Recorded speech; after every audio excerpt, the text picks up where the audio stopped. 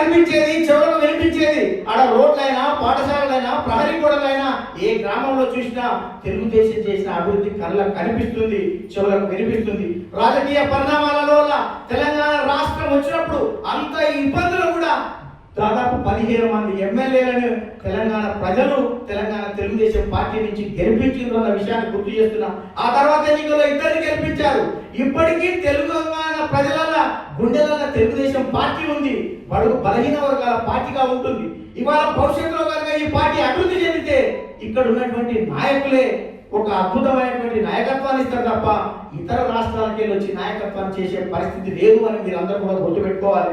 అందుకని ఇక్కడ NTR trust model school పెట్టినా, ఇక్కడ విద్యను అందిస్తున్నా, అనేక రకాలైనటువంటి కార్యక్రమాలు చేపడుతున్నా తెలంగాణ ప్రజలకు ఎంతో ఉపయోగకరమైనటువంటి కార్యక్రమాలు చేస్తుంది. అన్ని రాజకీయ పార్టీల్లో ఇక్కడ శిక్షణ పొందిన వారు మీరందరూ కూడా ఒకసారి ఆలోచించండి. తెలుగుదేశం పార్టీ తెలంగాణ గడ్డ మీద ఖచ్చితంగా ఉండాలి అనేది ప్రజలు నిర్ణయిస్తున్నారు. ప్రజల హృదయాలలో ఉండాలి. ఏ వ్యక్తి అయినా నిన్న పార్టీ పెట్టుకోవడం భారత రాజ్యాంగం ఇచ్చినటువంటి హక్కు. మనం పోటీ చేయాలా లేదా అని మనం నిర్ణయించుకుంటాం. గెలిపిస్తే ప్రజల పార్టీ మనగడ ఉంచాలా లేదా అని ప్రజలు నిర్ణయించాలి తప్ప పట్టుమని 10 మంది మీరు ఎవరు ఉండాలి, ఎవరు పోవాలి, ఎవరు రావాలని చెప్పేటువంటి రైటు మనకు లేదు అని ప్రజలు తిరస్కరించున్నాడు. ఆ జెండా ఆ ప్రాంతంలో ఉండదనేటువంటి విషయం స్పష్టంగా తెలిసినప్పుడు ప్రజల ముందుకు వెళ్ళేటువంటి అవకాశాన్ని మనం ఎందుకు ఇవ్వడం లేదు? ఎందుకు ఆ ధైర్యం చేయడం లేదు? ప్రశ్నించే తత్వాన్ని ప్రజలకు వారు చైతన్యం చేస్తుంటే ఎందుకు మీకు ఇబ్బందులు కలుగుతుంది అని చాలా సూటిగా అడుగుతున్నా. ఎవరు ఎక్కడైనా మీటింగ్ పెట్టుకోవచ్చు, తన అభిప్రాయాలు స్పష్టంగా చెప్పొచ్చు. తెలంగాణకు వ్యతిరేకంగా కనుక వాళ్ళు ఏమైనా చర్యలు చేస్తే అది ఆధారాలతో నిరూపించి అప్పుడు మీరు మాట్లాడండి, దానికి ఒక అర్థం ఉంటుంది. అలాంటివి కాకుండా ఏ పార్టీ ఉండాలన్నా ఉండొద్దు అని కొంతమంది వ్యక్తులు పదే ప్రకటనలు చేయడం శ్రేయస్కరం కాదు అని సందర్భంగా గుర్తు చేస్తూ ఈ భారత రాజ్యాంగం ఇచ్చినటువంటి ఈ హక్కు అన్ని పార్టీల మనగడ తెలంగాణ గడ్డల. ఇలా తెలంగాణ వ్యతిరేకించినటువంటి అనేక పార్టీలు మనగడ ఉంది. ఎంఐఎం పార్టీ ఇక్కడనే ఉన్నది, సిపిఎం పార్టీ ఇక్కడనే ఉన్నది. అనేక మంది వ్యక్తులు ఉన్నటువంటి ఎవరి గురించో పవన్ కళ్యాణ్ గురించో మిగతా వాళ్ళ గురించి ఎందుకు మాట్లాడుతున్నారండి? అంటే ఈ పార్టీలు అంటే భయమా? తెలుగుదేశం పార్టీ మళ్ళీ ఈ ప్రాంతంలో వస్తే గడీలు భూస్వాముల యొక్క గడీలు కదులుతాయి అనేటువంటి భయం ఉందా అని చాలా సూటిగా అడుగుతున్నాం. ఈ మధ్యన ఒక పార్టీ పెట్టింది, తండ్రిని ప్రశ్నించు, తండ్రి అవినీతి అక్రమాలు ఉంటే ఆధారాలు ఇచ్చి మరోసారి జైలుకు పోయేటట్టు చేయి, నువ్వు ప్రపంచవ్యాప్తంగా నువ్వు లిక్కర్ బిజినెస్ చేయవచ్చు, కానీ తెలుగుదేశం పార్టీ గడ్డ మీద ఉండొద్దు అని చెప్పినటువంటి రైట్ లేదు. ఇవాళ నువ్వు కూడా నన్ను ఆశీర్వదించమని ఒక పార్టీ పెట్టి ప్రజల్లో తిరుగుతున్నాడు. ప్రజలు ఆశీర్వదిస్తే మీరు కూడా ఉంటారు. ఈ పార్టీ కూడా ప్రజలు ఎవరైనా ఈ భారత ప్రజాస్వామ్యంలో ఉన్నట్టు ఆ పార్టీల మనుగడ మీదనే ప్రజల ఆకాంక్షల మేరకు ప్రజలు ఆశీర్వదించిన వారు మాత్రమే రాజకీయాల్లో ఉంటారు. అది ప్రజలకు వదిలేయాలి విజ్ఞత. కానీ మీరు మాటలు అదుపు తప్పి మాట్లాడేటువంటి వైఖరి మానుకోవాలని మీకు అందరికీ విజ్ఞప్తి చేస్తున్నా. ఏ పార్టీ కూడా ఈ గడ్డ మీద ఉండి తెలంగాణకు అన్యాయం జరుగుతుంటే చూస్తూ ఊరుకోవడానికి ఏ పార్టీలో ఉన్న తెలంగాణ బిడ్డనైనా ఊరుకోవడానికి సిద్ధంగా ఉండడు అన్నటువంటి విషయాన్ని గుర్తుపెట్టుకోవాలి. రాష్ట్రాల మధ్య సమస్యలుంటే కేంద్రం పరిష్కారం చేస్తుంది, చట్టబద్ధమైనటువంటి సంస్థలు ఉన్నాయి. కానీ వ్యక్తిగతంగా దాడులు కొలిపేటువంటి భయానక వాతావరణాన్ని క్రియేట్ చేసి మీడియా ద్వారా, సోషల్ మీడియాల ద్వారా విపరీతమైన ప్రలోభాలు సృష్టించేటువంటి ప్రయత్నాన్ని మనం అంత విజ్ఞులుగా మానుకోవాలని, భవిష్యత్తులో తెలుగు రాష్ట్రాల్లో ఈ తెలుగుదేశం పార్టీ ఖచ్చితంగా తెలంగాణ అభివృద్ధి కోసం కృషి చేస్తుంది.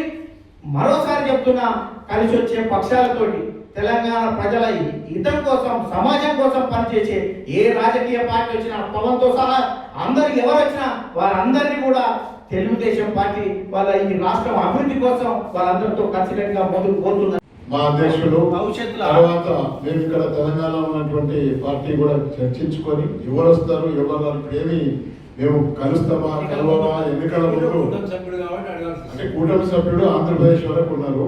ఇక్కడ ఎటువంటి కమిట్మెంట్ ఇప్పుడు దాకా మేము చేసుకోలేదు. అప్పుడు ఉన్నటువంటి రాజకీయ పరిస్థితులు, దాని తర్వాత మా కేంద్ర పార్టీ నిర్ణయాల మేరకు మేము అందులో మాకు కూడా మేము కూడా పాలిట్ బ్యూరో మెంబర్ అధికార ప్రతినిధి కాబట్టి మేము చర్చించుకొని నిర్ణయం తీసుకున్నాం. పుష్కర కాలం దాటింది. 2 రాజకీయ పార్టీలు కూడా మరి అధికారంలోకి ఉన్నాయి. మేము మిగులు బడ్జెట్ క్రియేట్ చేస్తే ఈరోజు అప్పుల పాలు చేసినటువంటి మరి ఆ రోజు టీఆర్ఎస్ కానీ ఇప్పుడు కంటిన్యూ చేస్తున్న కాంగ్రెస్ పార్టీకి కానీ ఇద్దరికి కూడా ఒక ఛాలెంజ్ చేస్తా ఉన్నాం. తెలంగాణ ప్రాంతంలో అభివృద్ధి చేసింది ఎవరు?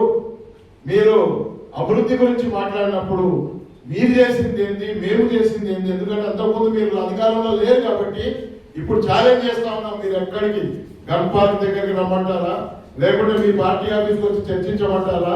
ఎక్కడికంటే అక్కడ ఉన్న తెలంగాణ బిడ్డలుగా, తెలుగుదేశం తెలంగాణ బిడ్డలుగా మేము ఈ తెలంగాణ రాష్ట్రానికి చేసినటువంటి సర్వీసెస్ కానీ, అభివృద్ధి మీద కానీ ఏది తీసుకొచ్చినా మేము చేసినటువంటి కార్యక్రమాల మీద మీరు చర్చకు సిద్ధంగా ఉంటే రెడీగా ఉండండి మనం చేస్తాం.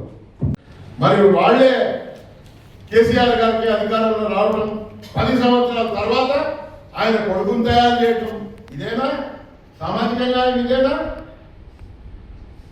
ఒక్కసారి గమనించాలి.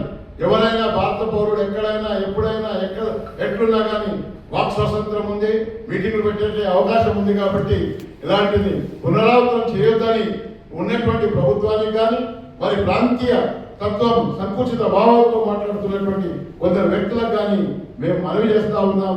మనం అందరం కలిసి ఉందాం, తెలుగు వాళ్ళగా ఉందాం. ప్రాంతాల్లో విడిపోయాం కానీ ప్రజలుగా, అన్నదమ్ములుగా, మన చుట్టాలు అక్కడ ఉన్నారు, అక్కడ ఉన్న చుట్టాలు ఇక్కడ ఉన్నారు, అందరం కలిసి తెలంగాణ ఆంధ్రప్రదేశ్ రాష్ట్రాలు మొదటి స్థానంలో హైదరాబాద్ కానీ, అక్కడ అమరావతి కానీ, ఈ 2 రాష్ట్రాలు కూడా ముందంజలో ఉండే విధంగా మనం పనిచేసుకుందాం. తెలుగు వాళ్ళం అందరం కలిసి ఉందాం. ప్రపంచంలో ఉన్నటువంటి అందరం ఓన్లీ ఈ ప్రాంతమే వాళ్ళం, అందరం తెలుగు వాళ్ళు ఒకటే ఉండి దేశంలోనే తెలుగువాడు మొట్టమొదటి స్థానంలో ఉండే విధంగా ఆనాడు తెలుగుదేశం పార్టీ నాయకులు పార్టీ పనిచేసింది. ఈరోజు మనం కూడా పనిచేద్దామని మనవి చేస్తున్నాము. ముగిస్తాము. జై